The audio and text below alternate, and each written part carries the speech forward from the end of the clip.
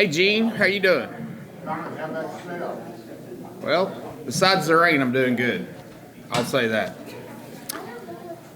Glad to see everybody. I hope everybody has a wonderful Thanksgiving week. Fall sports have officially ended now after Saturday. We are full-fledged into basketball for November and the rest of November and December, and then starting in January, we'll start outdoor track to go along with basketball. So just a quick rundown of what's happening this week. Women's basketball's in Fayetteville tonight, playing Arkansas at 7 o'clock. Steve-O on the Bear 91.3 at 7 tonight, and then the men's basketball's at Southeast Missouri State University at 6:30, and you can catch them on the Jack 92.7.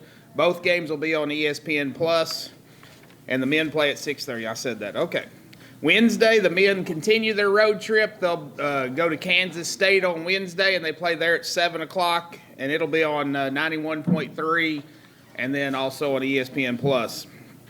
Kansas State's actually they're 3-2, but they've lost to Miami, who's in the top 10, and then I can't remember the name of the other team. There's one other team they lost to, but they're also in the top 10 or top 20. So they're both very good teams, and it'll be a challenge for our men when they go to Kansas State. Then Saturday, Friday, the women's team is in Colorado, in Denver, Colorado, playing Denver University, and then on Saturday they play Nevada. The game on Friday's at 2, the game on Saturday's at noon. They'll both be on 91.3. And then Saturday and Sunday, men's basketball is hosting their multi-team event. Saturday at noon is New Orleans versus North Dakota, and then Saturday at 2:45, UCA versus Eastern Michigan. And then Sunday at noon, Eastern Michigan versus North Dakota, and 2:45 UCA versus New Orleans. So that's what we have this weekend here on campus. And then, so today we're going to start with Coach Josey Weaver from our track cross-country program to give a wrap-up of the cross-country season, and then talk a little bit about indoor track season as they get ready for indoor track. And their first meet is January 12th at Arkansas, and then the indoor track championships February 23rd and 24th in Gainesville, Florida. Coach Weaver.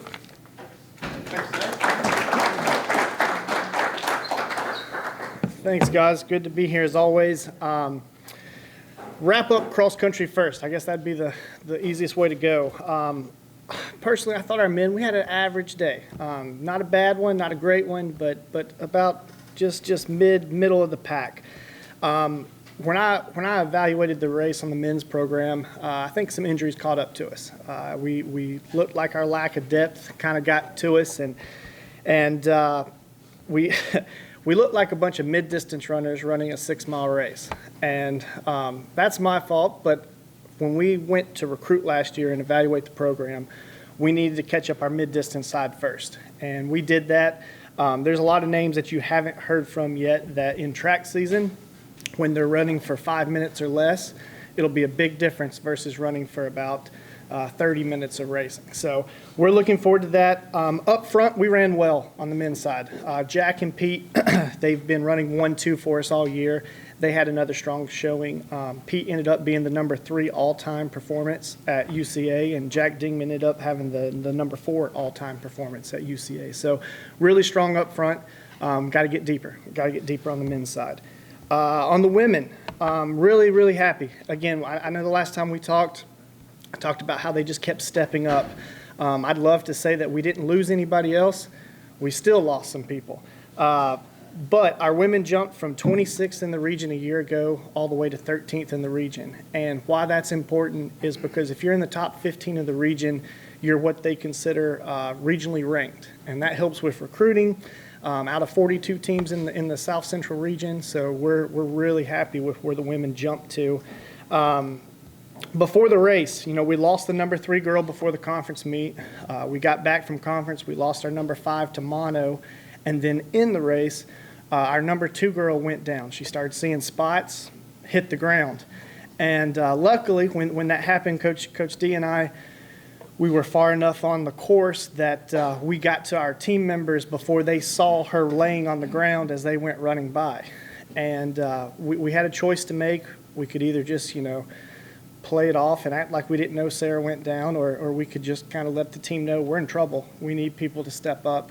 And we did. We let them know, and it wasn't just one girl. Our Allie, Jules, Sequoia, Felisa, all of them really stepped up and took a really big step on owning their own race. And because of that, our team, we didn't miss a beat. We went in and finished about where we thought we were going to. So happy with them to end cross country on a high note. Moving to indoor track. Before I get rolling on this, I brought our assistant coaches here. I wanted to introduce them so that you guys could put a face with a name. Guys, if you'll just stand up. Coach Derek Jacobus.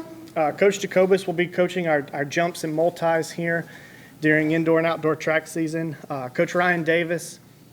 Coach Davis will be coaching our throwers. I know he looks like a distance runner, but he'll be our throws coach.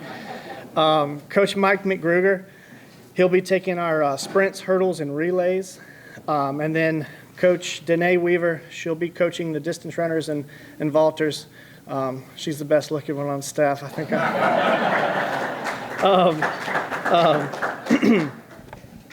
Nothing gets in. And then we got little Mike with us today too, our honorary assistant coach. Thanksgiving break, no school. That's right, little Mike. I've been fortunate. Like, I've surrounded myself with a lot of really good coaches, but even better people. And we're getting ready to have a really successful indoor and outdoor track and field season with what we've added to the program.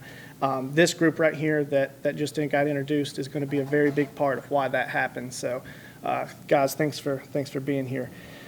Speaking of track, last year we had a total of 63 men and women combined. We are at 85 now. We are deep. We can fill a conference roster. You can take 30 to the indoor championship competition, 30 men, 30 women. Last year, we couldn't fill a roster. We did not do that. But we've added some recruits that take care of some depth. We've also added some recruits that fill some voids. We do have multis. There's 21 events in track and field, and we should be represented across the board in all of them. So we're pretty excited for that. They've been practicing all fall. As Daryl said, January 12th, we start opening it up at the University of Arkansas, so we're excited for that. And our recruiting class has started to trickle in. We've got 11 commits for next year, so we're off to a strong start there. Yeah, little forecast of indoor track. Any questions? Good deal. Well, it's that time of the year. Hope, yes, sir. I saw you one day over at the coffee shop and you had a bunch of kids in, y'all were recruiting. I don't know if you remember it. Did you get any of them? Yeah, yes, we did. Brooklyn Nicholson from Russellville is going to be here next year. And then we also just signed one of the best throwers in the state, Devin Stringer. Good luck pronouncing this name. But yeah, we were able to sign a couple of those that day. Sure were. Yeah. Well, it's that time of the year. It's now. I can say my favorite line. It's track season. Run fast, turn left. If we turn right, we're in trouble. So run fast, turn left. Go Bears. Oh, yes, ma'am. How's the young lady been? Good. Honestly, it was one of those things where she came back pretty quick. 10 minutes after, there were some tears, but I think that was more tears of disappointment. That was her last race with us as a cross country member. That was her last eligibility race. Some emotion maybe came into that, but we do have her back for indoor and outdoor, and then she also will come back next year for indoor and outdoor eligibility-wise. So that was Sarah Steimel, who she's ran really solid for us all year. Just one of those races that, I don't know if it was the race was about lunchtime, maybe not putting enough food in, possibly water. Unfortunate, but credit to her teammates for stepping up. Yeah. All right. Go Bears.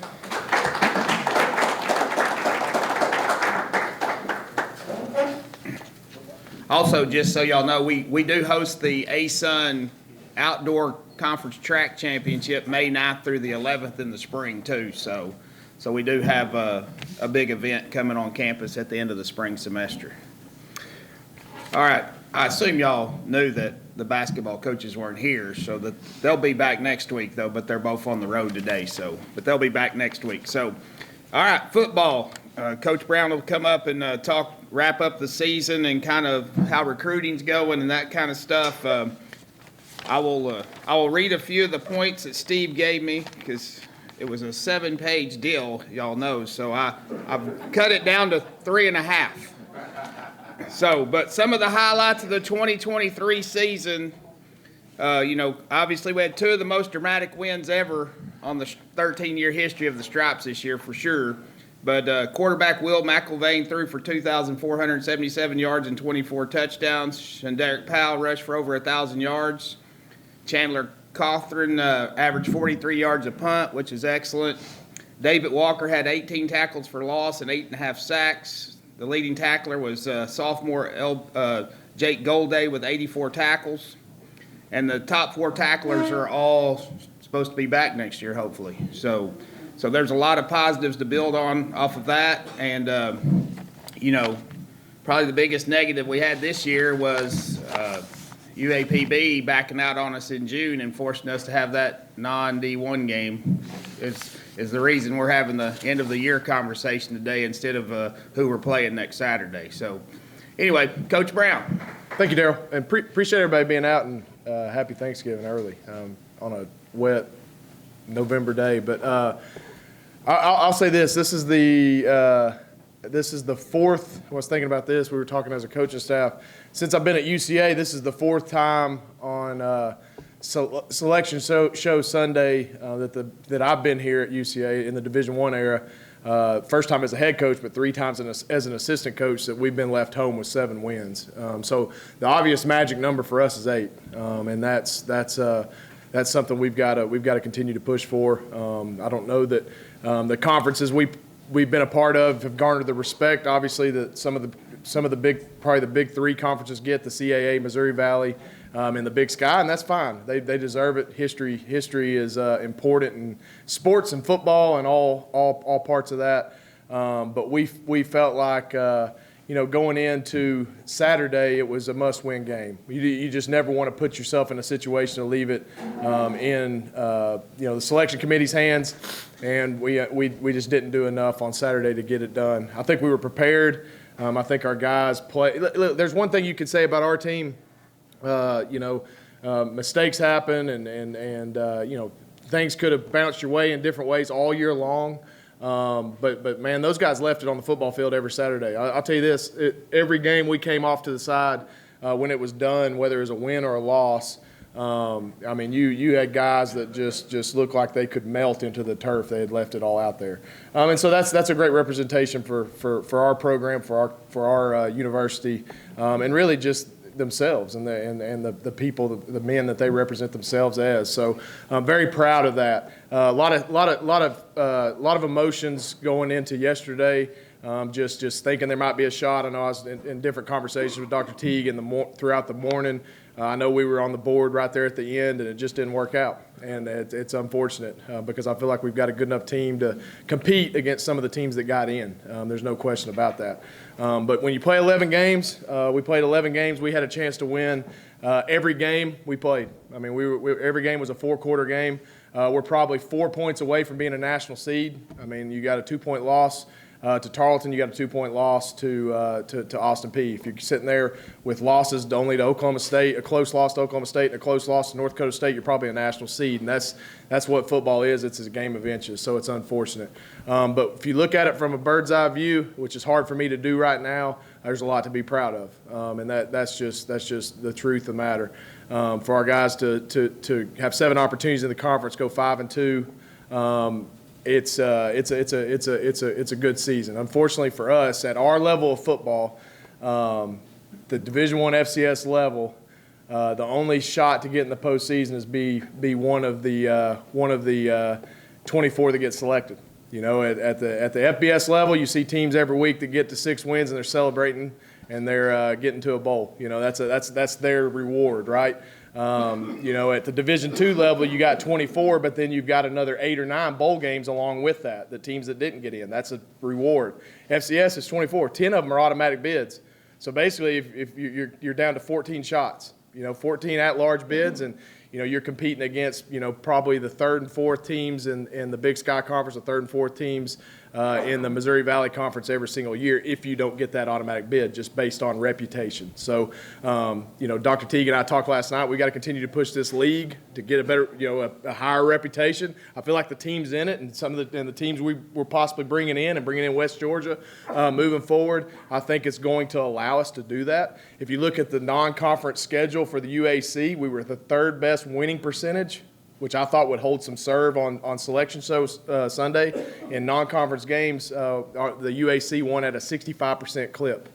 The only two conferences that were above us was the Missouri Valley and the Big Sky. So the conference is heading in the right direction, and for us to be at the top of it and playing for a conference championship on the last Saturday is great. But look, you have no time to worry and waller in your sadness or sorrows and all that. You got to move forward and move on to the next game, and that's the next phase of football, which is recruiting right now. And I talked to our players, and we've got an amazing group of seniors that played their last game on Saturday night, and a lot of them sat out there and just watched, just kind of soaked it all in, and some tears shed. Just like Josey was saying, I mean, it's tough when you play your last game or compete in your last competition in whatever sport you're in. Those guys left it out on the field, and really wanted them to get a reward for a really, really good season. So, it's transition time now. We're in exit meetings, like Daryl said. We've got a big group of guys that have the chance to come back to UCA. We've got some guys that walked on senior day that still have a COVID year that could come back. We've got some guys that have some decisions to make, whether they want to pursue professional football or not, or come back. So there's a lot of things going on over the next week and a half, 2 weeks leading up to early signing period in the middle of December, right before Christmas. So we'll have 3 official visits the 3 weekends after Thanksgiving weekend. We'll try to get as many guys as we can in those visits, and that's including transfer portal guys, that's including junior college guys, that's also including high school athletes as well. It looks to me like we're going to be a split, as far as just how we're going to structure this signing class. Shouldn't be a huge signing class. We've got a bunch of guys back. So the signing class looks like it's going to be split, a good majority of high school kids, but we'll also bring in transfer portal and junior college guys to come in and hopefully be an immediate impact, or at least compete for a job right away going into spring ball. So it's a frantic time for us. Our coaches will take a breather over the next couple days, but really by this weekend we'll be back in the office and really full speed ahead as far as recruiting goes, because you can't get left behind. And so I think right now we're at 15 commits. So we're in a good spot. You got to hold on to some of those guys. I mean, this time of year, people are starting to enter the portal, so people are dropping high school kids, people are dropping junior college kids because the transfer portal will take precedent with a lot of programs. So we're going to have to hold on to a lot of the athletes that we have committed. But we're in a good spot, and I feel like we've got good momentum going into this phase of the year. So I'm excited about that. Disappointed, obviously. Would love to be sitting up here getting ready to play a playoff game, whether here or on the road. I know our team is frustrated about that. But look, we can't sit here and get mad, sad, all that stuff. Let's get that out of our system. Let's move forward with the guys we've got coming back. Let's go as a coaching staff. Let's get better. Let's find even better athletes that's going to come in and compete. And we know what this league looks like. This is the first year, I think, in the last 4 years that we're going to have the same league the next year. So that helps. We kind of know our opponents and what we're getting into. So it's a good moment, and we're excited about the opportunity. But man, there's nothing. I'm proud of our guys, and you guys should be too. And just some of the things that they accomplished this year, like Daryl said, two of the most amazing games I've ever been a part of. A very tough schedule. I think we finished the season, which I also thought would have helped us, as the 23rd ranked schedule, even with Texas College in that mix. 23rd ranked strength of schedule, and finish the way we did is pretty impressive. So we're going to continue to compete with tough non-conference games and obviously a difficult conference schedule moving forward. So looking forward to that. With that being said, any questions in particular? Yes, sir. Jim. Coach, you showed us some stuff this year you may not ever be a part of again in your life. The game you played against Southeast Missouri. Yep. Don't happen. Yeah. Been 6 or 7 years since I saw a game Yeah. like that. And you may not ever see the game that you played against Eastern Kentucky. You always hope you can do it, but you don't see it happen very often. The Hail Mary pass work. And those two highlights are live on from now on in this fan base, your coaches. Well, I appreciate that comment. Well, and I'll say this, the margin of error in our league, and I know Southeast Missouri was an out-of-conference game, but similar type program to what's playing in our league. If you look at Austin Peay, their combined win margin in the conference was 22 points. They went undefeated in our conference and by 22 points. Okay, if you look at ours, we were actually a better win total margin than they were. So it's just, this league is really good, and and every game's close. I mean, there's overtime games every week in the UAC. There's tough games, tough moments. Everybody, we're all very similarly talented teams. So it's but I appreciate that, and I'll tell you this. Somebody asked me that about 2 weeks ago. They said, which was more unbelievable to you, the SEMO win or the Eastern Kentucky win? And they're both pretty unbelievable, but I would have to say the SEMO win because of everything had to go right for a full quarter, not one drive, right? So a full quarter of, time management, defense getting stops at the right time, 4 or 5 straight drives of turning them into touchdowns, and just a blessing to be a part of that, and just proud of our men for getting those wins in tough games. It's the margin of error is thin in college football, and I'm proud of our guys. Dr. Fiddler. You said the word a few minutes ago that I want to follow, reputation. What does it take? I know you said the conference is going in the right direction. Yep.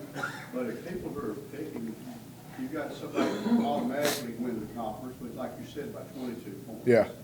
But the individual teams in a conference, even if the conference does not have that reputation, how do they determine, maybe that's something for either Dr. Davis or Dr. Steve, but how do they come up with something like that when, it's a 2-point difference here. They won it by 22 Yeah. points total. Yeah. Obviously, they don't look at stats Yeah. rather than, and so my question is reputation. Yeah, I think it goes back to doing what our conference did, and we're a new conference. Let's remember that now. Like, the United Athletic Conference is brand new. This is the first year of it. So, and so I think as the years go on, let's just say this conference sustains its group, and we continue to press forward and what we're doing. I think what we did in non-conference games matters too. This conference, if you got the 3rd best winning percentage in non-conference games in Division I FCS football, that's pretty impressive. That's better than the CAA. That's better than the Big South. That's better than a lot of conferences that everybody thinks very highly of. So I think that's big, and I think just playoff success. We need Austin Peay to go make a little run. We need to root for Austin Peay, as far as our conference goes, and that's hard to do sometimes, but like we need to root for those guys. They need to go a couple rounds deep because that's going to allow the reputation of the United Athletic Conference to go, okay, man, those teams are pretty good. Southern Utah's a pretty good team. They had to come back 35-14 to beat Southern Utah in overtime out there. Southern Utah's a 6-5 football team. So same thing on our end. It's just, I think reputation is going to be hard to overcome with the Missouri Valley, the North Dakota States, South Dakota States, what they've developed over the years, and even the Montanas and Montana States, Eastern Washingtons of the Big Sky. But I think it's something that if we continue to have success out of conference and not just beating up on one another, then that's going to help our reputation as a whole. And that's a big deal. And when you're leaving it to the hands of humans, it's just like everybody's going to have opinion when they put out that 4-team selection show at the FBS level, more than likely the Blue Bloods are probably going to be on that 4. I mean, it's just reputation. You know, it's going to be hard to leave Michigan out or Florida State or Alabama if they beat Georgia. I mean, it's just hard to overcome that. So just continue to have success. I think continue to promote the conference, promote what we're trying to accomplish. I think that's huge. And you know, at the end of the day, win your conference because that's your only guaranteed opportunity. And also, you alluded to it when we talked a little bit, those folks will be looked at by the NFL. Who do you think we got besides, I think, Walker? Yeah, David's got a decision to make. David's in a situation right now where he's got a 5th round grade, 5th to 7th round grade. That's a risky area to be because you know you've got the real opportunity there of getting picked in that range, but you also could fall to being a priority free agent. And if you do that, there's nothing guaranteed when you get that opportunity. So to me, he's got to weigh the pros and cons of whether or not coming back and you know, having another successful season then results in him getting an invite to the Senior Bowl. Because if he can get in the Senior Bowl, now he's got a chance to really raise his stock. And right now he can't get in the Senior Bowl, and that's unfortunate. You know, or get an invite to the Combine. I mean, that's what he's got to do. And so if he does that, he could easily elevate himself to a 2nd, 3rd round pick. That's what scouts are telling him. And there's probably a mix. We've had every team come through, and probably a mix have told him he needs to come back, and a mix have told him, you know, you probably ought to come out. So that's just a decision he's got to make for his family. I know I'm going to sit down with him this weekend and just talk about, you know, the situation and scenario. But yeah, he's a kid. And then another one's Tamarian Wilson. I mean, he's getting a lot of looks as a linebacker, nickel type. I know he plays safety for us, but his body type molds more to that in the NFL level. Those are the 2 guys that are probably getting the most buzz right now. But the fortunate thing for us is they both can come back, you know, and you know, we're going to do our best to hopefully put them in a situation. I don't want to be selfish. I'd love to have them back, but I also want them to do what's best for them and their families and their opportunity to, you know, to enhance their careers as well. Eddie. Beat a dead horse. Yeah. So UABB had a contract. Yeah. How were they able to get out of that? You know, that's above. Well, no, I mean it's a little above me. You know, I know that's more of a Dr. T question, but like, here's what I do know is they had an opportunity to play in a classic game, which is a big deal in the Southwestern Athletic Conference, in the SWAC conference, is a big deal. There's a lot of money involved with that. There's a lot of promotion, you know, interest in those opportunities. I believe they had a chance to play Tennessee State, somebody in an early season classic, and basically we were the game that they bumped. And you know, it's unfortunate. It really is. And I'm not saying that you go win that game. You never know. But you know, you like your odds in a game like that. And it got replaced. You know, I remember Dr. T coming to me in June, I think, or maybe early July, and just said, "Hey, you're not going to believe this, but you know, Pine Bluff dropped our game. You know, do you want to try to find a game? Do you want to just have a bye week?" And you know, I know kids only get so many opportunities to compete. I'm like, let's find a game. I don't care who it is. I mean, like you get 11 opportunities to compete. You want to play. And so that was my deal, was just, and at that point, everybody's schedule's filled, you know, so you just have to find, you know, we were fortunate Texas College came, and obviously that game was lopsided, but it should have been, and we were just blessed that they were fortunate enough to play us. But yeah, that's a deal that's above me. I don't know the deal. I know we've got them on the schedule again next year. You know, I think we go over there week 2 or 3.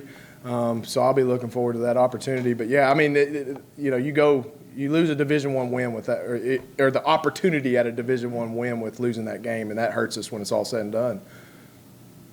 Ron? The high school, my speculate that the portal is immediate needs, high school is your future needs. Yes, sir. What in each of those areas, where do you see your needs at?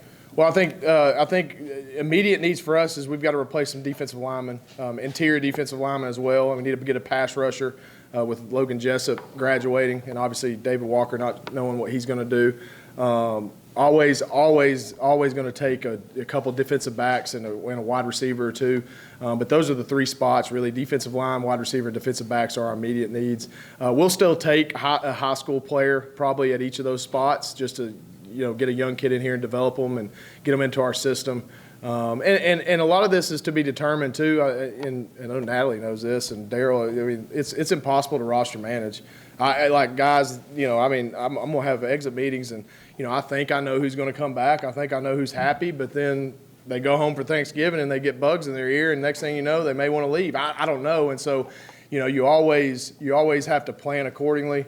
You'll see coaches. You see, well, we only have 12 seniors leaving. So you think, well, you just replace them with 12 people. Well, that's not really the way it works. I mean, we'll usually oversign by 3, 4, 5 guys because we know attrition will happen, whether that's now or whether that's in the spring. And that's just the way football works. But the NCAA, with the way the transfer portal works, has made it better with the windows, right? That helps. It's not just open. I can enter the portal anytime I want. There's a window period in the fall and a window period in the spring. That helps us a little bit. It's still impossible though.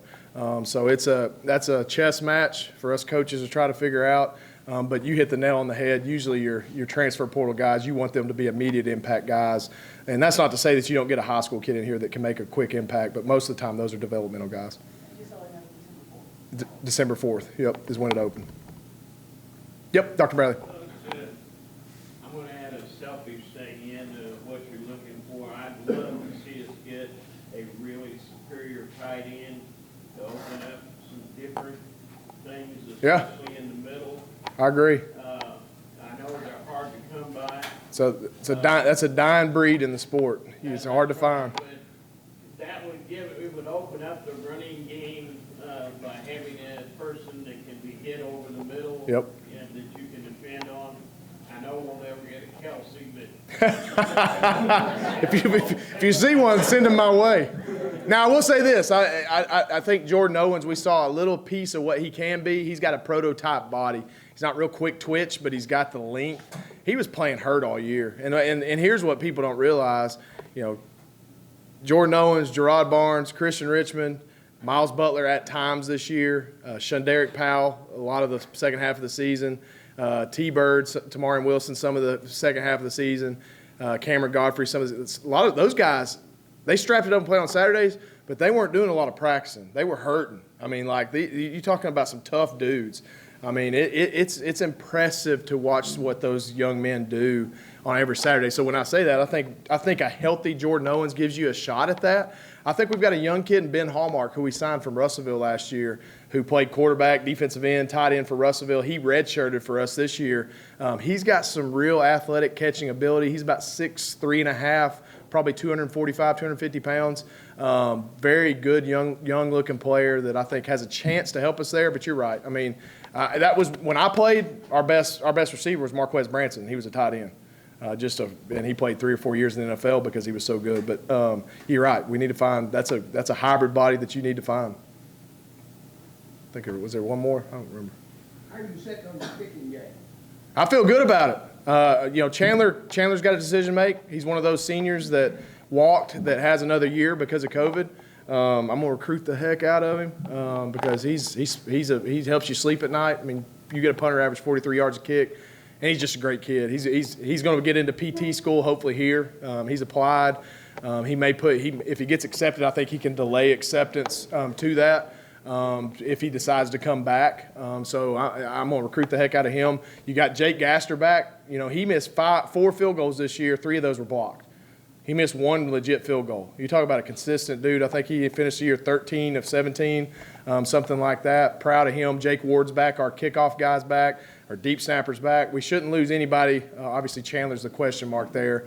We feel like we've got a good backup in Rhett Thurman from Cabot, Arkansas, on campus behind Chandler if something was to happen, and we'd probably recruit another punter. But hopefully we can get Chandler back. We're in a good spot in our special teams room. Put Will back there. Will's a pretty good Will's a pretty good quick kick guy.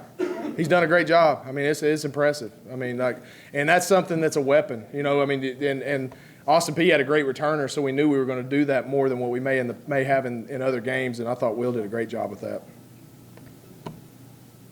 Appreciate you guys. Thank y'all. Y'all are awesome.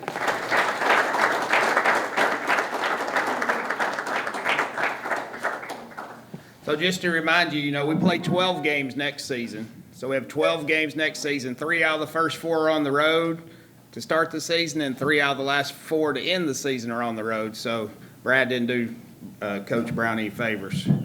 That's for sure. Hey, but our home opener on September 14th is a school we owe back because it's Austin Peay. It's our conference opener against Austin Peay to start the conference season at home. So anyway, I hope everybody has a happy Thanksgiving. We appreciate all your support. Hope to see you at the basketball games on Saturday and Sunday. Go Bears. Go Sugar Bears. Bear claws up.